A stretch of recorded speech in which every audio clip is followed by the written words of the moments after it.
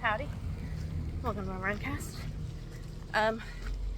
It's Sunday, and I'm just doing a bit of a run today. Sunday's a rest day, but I rested a little bit yesterday, so I'm kind of like picking up where I left off. And earlier today, I got a massage, which I try to get a massage every week, and I wasn't able to do so. First, because I was a little bit sick, and then I don't like to get massages during my period, so like just kind of got postponed for longer than really it should have gone, because I've been training pretty hard and it got built up. And it's one of these things where like when you kind of put it off and then it's time to get your massage, it's gonna be way worse than it would be if you had just kept up with it. So I had a lot of like very bad tense muscles that I was trying to deal with. So I got one the other day, and then I had to get another one today to kind of like work through. And I'm having this very weird difficulty now because of this massage, or these series of massages. We're letting it go so long, I don't know what it is. Sorry, I have to show you how pretty this is. I love like doorways and like weird textured vines growing on stuff. So I have this intense pain in the middle of my back, kind of between my shoulder blades. It kind of feels like I've been hit really hard with a paintball or like punched in the back. Like it's actually painful to breathe. It's a little bit hard to move. I imagine this is from working out some knots, and now they're trying to like close themselves back up. It's really uncomfortable. And then also in my right knee, I'm having some discomfort while I'm running. It feels a little weird while I'm walking, but it actually hurts when I'm running. So I'm just walking, trying to like work it out a little bit. But the reason I'm talking about this is that in running, I have these discomforts. So I'm now walking to pull it down. And it's like, my thought process is, when I'm doing this kind of stuff, is I am not further injuring myself. Like, when I'm walking like this, I'm not hurting myself. I'm not hurting the knee. I'm not hurting my back by moving. And if I slow down a bit and kind of maybe, I don't know, use the walking to warm up a little bit, or kind of like feel around the pain. Like I want to actually feel where the thresholds are of like, at what pace does the knee start to hurt, or like at what impact does it start to hurt, or is it an angle? Like I actually want to use the pain to learn something about what's going on with my knee. And if I can't run the rest of this run, that's fine. It'll just take me much longer to get home than I thought, and I won't really get the cardio that I was hoping for. But I'm still moving, I'm still figuring this out, and that's fine. So that's my thought process, is if I'm not doing myself further injury, then it's fine, just make adjustments. And hopefully it's not gonna be a problem tomorrow. Maybe I'll use the foam roller or do some stretches or something when I get home to try to figure out what this is. But using the opportunity right now, as it's hurting, as it's causing me problems, just chill out, because I don't have any urgency that I need to be running home right now. I don't actually need to be home at a certain time. And so I'm just using it to gather information, like kind of an intel process of like where all the pain is. This was something that I've used pain as a teacher for a very, very, very long time, but it was explained to me very well by Soshi, who's a movement coach and who is a former Muay Thai champion as well. She's very cool. And when I had my back injury, when I fell off, was thrown from whoever you want to blame, I came off a horse violently and landed into a fence and had a very, very bad back injury for quite a long time. When I was coming back from that, so she helped me. She was very generous and gave me a session just as a friend. And she was really talking about how you really want to like move around all around where you're feeling the pain. So you don't want to like move through it, because that might further injure yourself. So like if that hurts, just find the edge of it and kind of like play around with it there, rather than like, I'm just going to bust through this. There is pain that you can bust through. And usually that's circumstantial. Like I need to bust through this right now in order to get through this fight, or,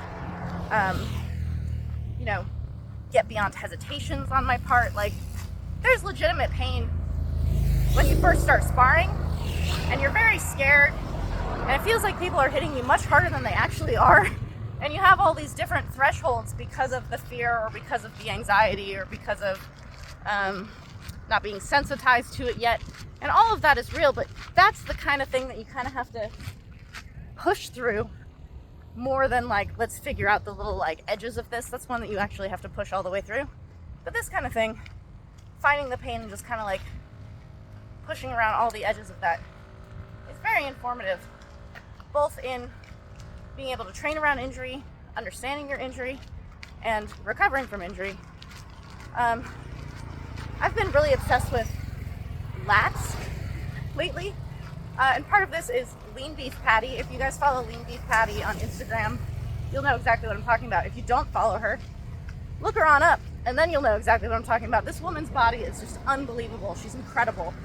I think she's only like 5'3" or 5'4", but she seems massive. Like, she seems really big. And she has these incredible lats, and the ones that come down the side are kind of called dorsals. I'm obsessed. I think they're absolutely incredible. And sometimes when I'm like putting on my shirt or getting dressed or something for training, we have this mirror in our bedroom, and I'll like catch a glimpse of muscles that I don't know that I have, because I don't spend time naked in front of mirrors. I don't wear just a sports bra when I'm in the gym, when I might be in front of a mirror, you know, using my muscles in such ways that I would catch glimpses of them. So really the times I see them are when I'm changing nearby this mirror in our bedroom, and I'll come out all excited and I'll like try to flex it and show Kevin, and I'm like, I don't know how to flex this muscle. And he's a man, so he just has this like automatic let's solve that thing to anything that I say. He like thinks anything I say is supposed to be like solved.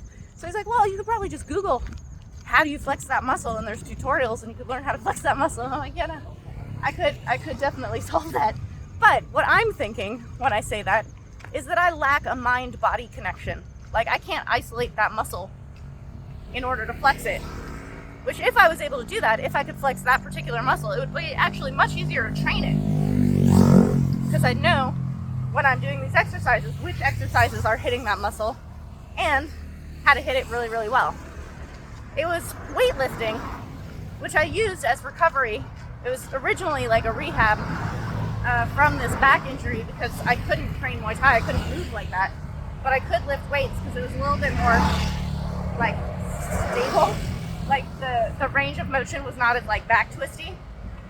And it helped me a lot. I feel like my posterior chain becoming stronger has made huge differences in my balance and my ability to take up space in Muay Thai and strength and stuff like that. But what it taught me about training Muay Thai is the importance of that mind-body connection. And so instead of like trying to copy a movement that I'm being taught by a trainer where they're like, no, do the kick like this or do the punch like that, I'm trying to understand where I should feel it. Like, where should I feel that punch? And it's never your fist.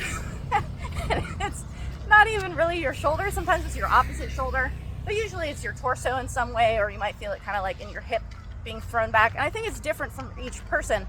Like, this is one of the reasons why verbally explaining to someone how to throw a weapon or how to do a technique is like, you can describe it really, really well, but that might actually register for that person what that movement actually feels like. Like, the way I feel diving into water might feel incredibly different from the way diving into water feels for someone else. I have some idiots in front of me. Gotta take a second. But so learning that mind-body connection and the importance in that, and connecting to that Muay Thai, to me has been like a whole new wave of learning in Muay Thai. Like, I've been doing this for so long that I'm really impressed that I can still have like growth spurts and realizations in my Muay Thai after all this time. And it comes from stuff like that. It comes from suddenly feeling something that for the longest time I was just kind of like intellectually moving through, or feeling it in a different way, or understanding where the power is actually coming from, something like that.